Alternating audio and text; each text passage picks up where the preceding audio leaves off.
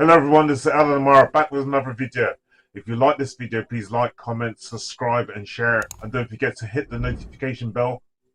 That way every time I drop a new video, you'll be notified of this.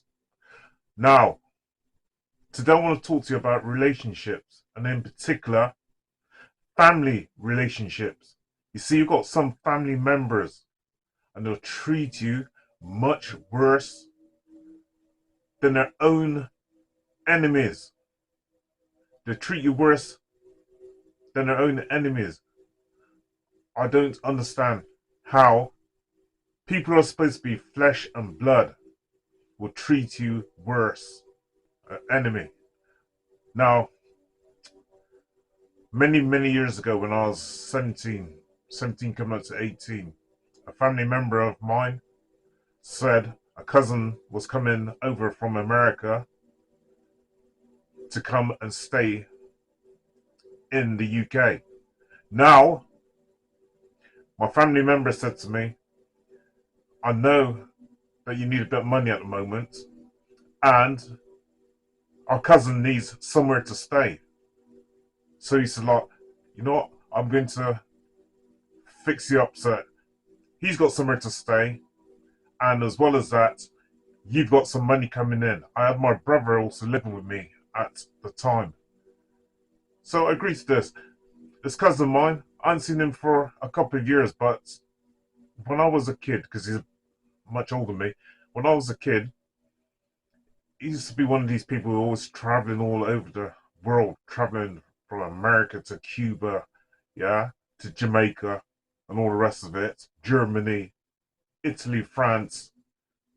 So I was glad when I used to see him. When I was a kid, I used to love to see him.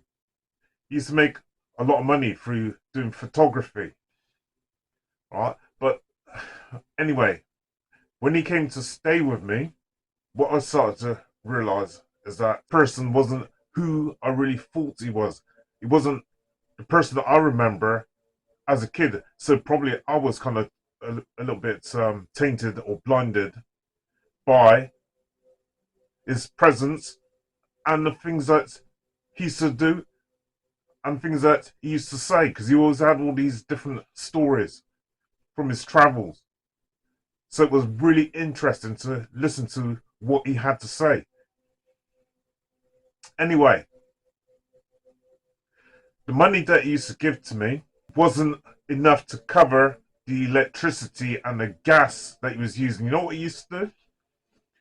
He used to go out during the daytime and leave on the radiator. He used to leave on a radiator for the whole day. So he wasn't there in my flat. He would go out and leave on a radiator from, say, 6, 7 o'clock in the morning. God knows where he's going.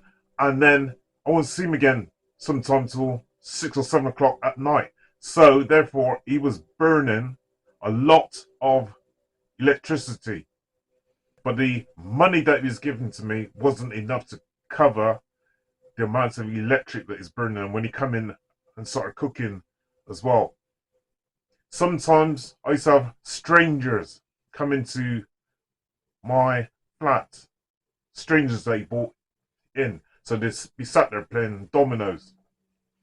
And I thought, yeah, well, that's kind of cool with me because, you know, in Jamaica, a lot of the older blokes love to sit down and play dominoes and have a chat and drink rum and stuff like that. So I don't mind that so much. When I turned around and I said to my cousin, listen, man, you're burning a lot of electricity. Can you just make sure you turn off the electric when you're not here? He said, yeah. Cool, man. Yeah, I'll make sure I do that. But did he? No. And then one day I walk into my flat and he had a prostitute there in the flat from next door. This woman was on a game. And there's about 5 or 6 others that used to stand outside on a corner prostituting. Right, this is just one flat over from where I was living. So I turned around and said to him, can I have a word with you a minute? I said to my cousin, listen, can I have a word with you a minute? So he said, all right then. So I went to the kitchen. I said, listen, man, I don't mind you having some people around there, but, you know, I would prefer you not having a prostitute around here, especially as this person lives next door to me. Because I don't know if she could be in there taking things from my flat. So can you please not do that again? Right? So he was going, no, no, no, man, no. You know, I'll make her stay, man. Like, you know, she's cool and that. I said, no, no, this is my flat. Respect it. Right? I don't want her here. And plus, I've got a girlfriend, and I don't want her associated with these kinds of people. So please, can you tell her to leave? So anyway, he goes into the front room, and he tells her that she got to leave.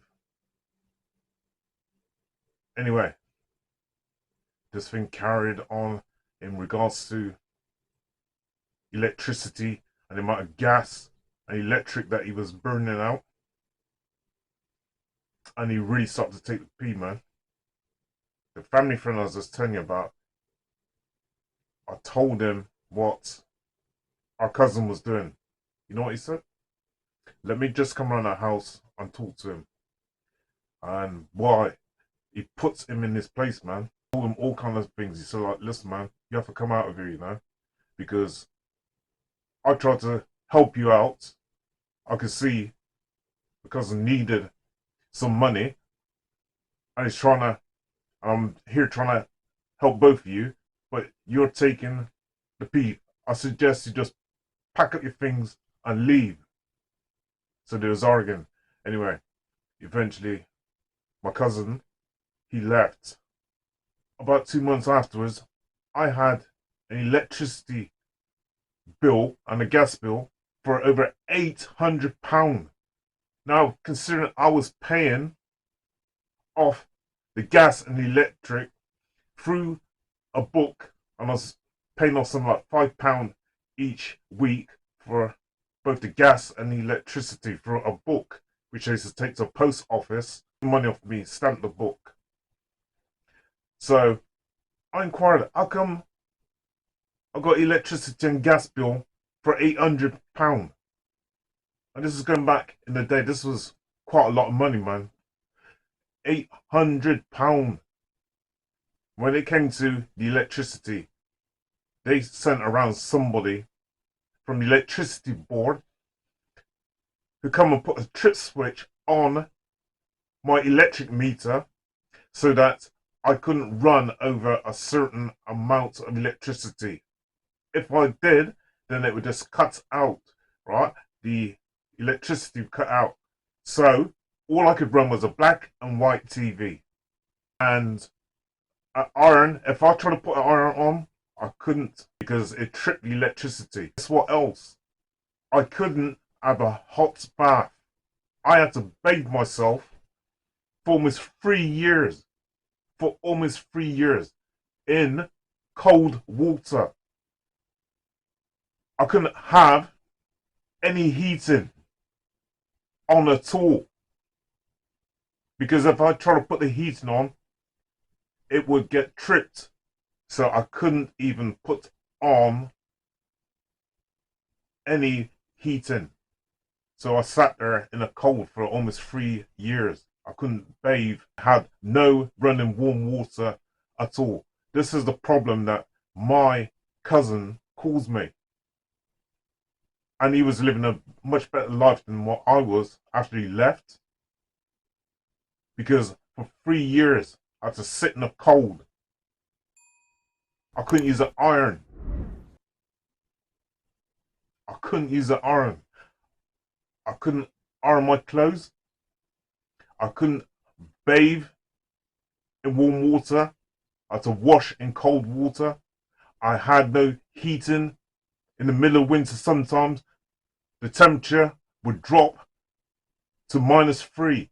My best friend, when his mother found out that I didn't have any electricity, literally, and that I couldn't cook anything. You know what she turned around and she said, I didn't realize that things are so bad.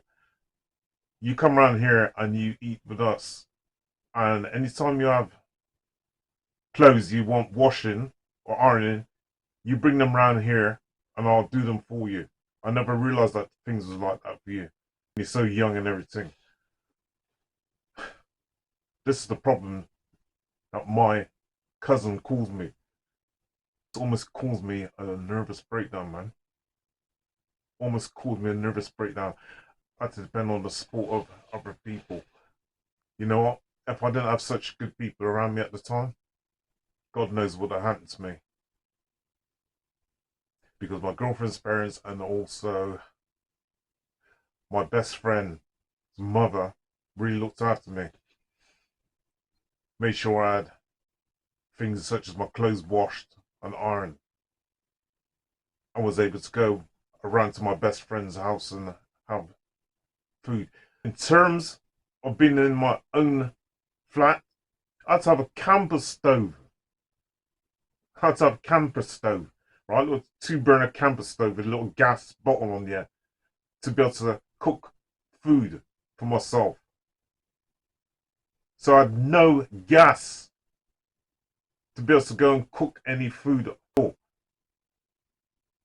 I can't remember who gave me this gas, this camping stove.